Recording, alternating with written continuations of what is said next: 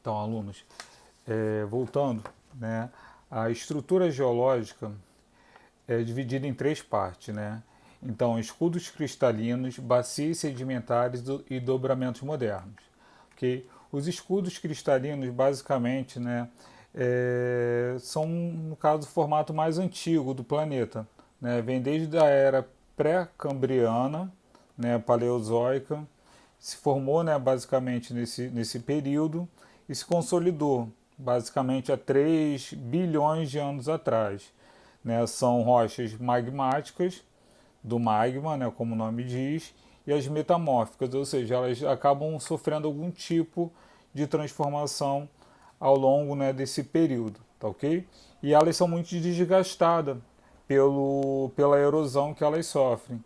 Okay? Encontramos também muito material metálico, né? No caso ferro, tem uma chance muito grande, né? No caso de ter ferro, ouro, entre outros. Então, basicamente, né, o escudo são essas áreas aqui em marrom com esse xizinho, são áreas que sofrem um tipo de ação, né, erosiva ou processo de intemperismo e acabam, né, se depositando nas bacias sedimentares, tá ok? Que a gente vai falar após, ok? Então, basicamente, escudos cristalinos são isso, né? Áreas que sofrem algum tipo, né, de ação e acabam, né, depois se depositando em fundo, né, no caso numa bacia sedimentar. Então, as bacias sedimentares, elas são das eras paleozoicas, né, no caso mesozoica também, né, que é a período dos dinossauros, e a cenozoica também, né, que mais recente nos dias atuais.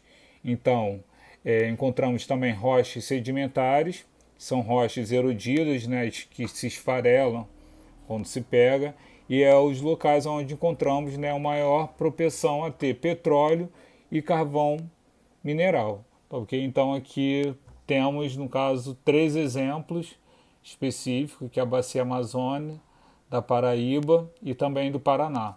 E compreende, né, 64% do território brasileiro.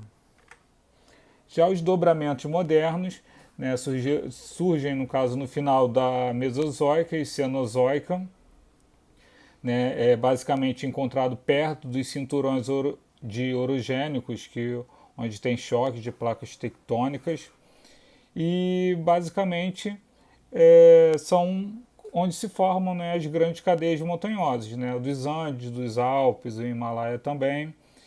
O caso do Brasil não tem esse tipo de dobramento, porque não temos, né, o Brasil está localizado, né, no meio de uma placa tectônica, como já falamos anteriormente. Então, os dobramentos modernos são formação de grandes cadeias montanhosas em consequência da movimentação das placas. Okay? Formação no final da era Mesozoica e início da era Cenozoica, portanto, pouco erodidas. Okay? E a ocorrência recente é, no caso, os Alpes, Himalaia e rochosos também. Ou seja, esses locais, né, dos Alpes, dos Andes, Himalaia também, são áreas que sempre vão estar em constante crescimento, vamos dizer assim. Então fala que em um ano cresce basicamente, né, um estudo foi feito que de 1 a 2 centímetros por ano essas montanhas elas vão, né, subindo cada vez mais, crescendo, vamos dizer assim. Okay? As forças endógenas, né, que são processos endógenos, basicamente, temos o processo de tectonismo e também o vulcanismo. O tectonismo ocorre a orogenia e a eperogenia. A orogenia são os movimentos horizontais da crosta, né, que formam as cadeias montanhosas, e a eperogenia são os movimentos verticais da crosta, muito lentos.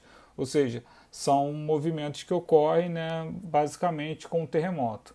Já o vulcanismo ele engloba os processos que permitem, né, a provocação e ascensão do magma do interior da Terra, né, da superfície terrestre.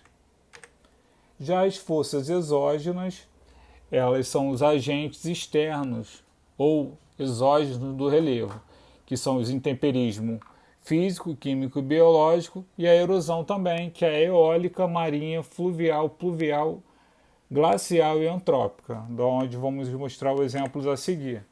ok? Então, intemperismo é uma decomposição, que é a desintegração, pode ser por vento, por água ou até mesmo pela temperatura. Tem o processo físico, que é a amplitude térmica de congelamento de correntezas, o químico no calcário e o biológico em plantas e animais. Já a erosão é um processo também de intemperismo, mas o transporte, né? E pode ser através do vento, do rio, do mar, do gelo, da água e laminar, né, que é da água, que resulta em enravinamento, vossorocas, né, no caso que se formam em alguns territórios. E a ação antrópica é a ação do homem, né? O homem ele tem esse poder também de estar interferindo diretamente, né, no processo de evolução, vamos dizer assim, do planeta e no caso da paisagem. Agora aqui a gente vem falando sobre o petróleo, né? Pode ser feito a exploração de duas formas, tanto em terra, que significa onshore, ou offshore, que é no mar. Okay? Então tem essas duas formas de extração do petróleo. Okay?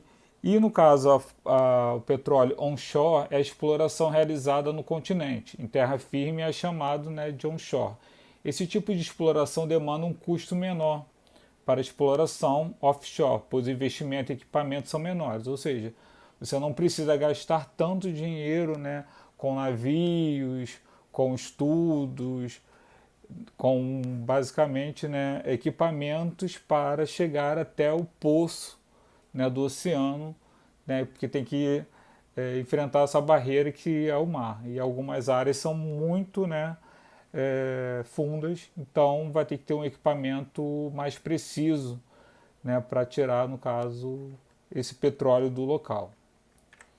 Que, no caso, é o termo offshore, que é utilizado para atividades afastadas, né, no caso da costa brasileira, ou, né, do local que vai ser extraído.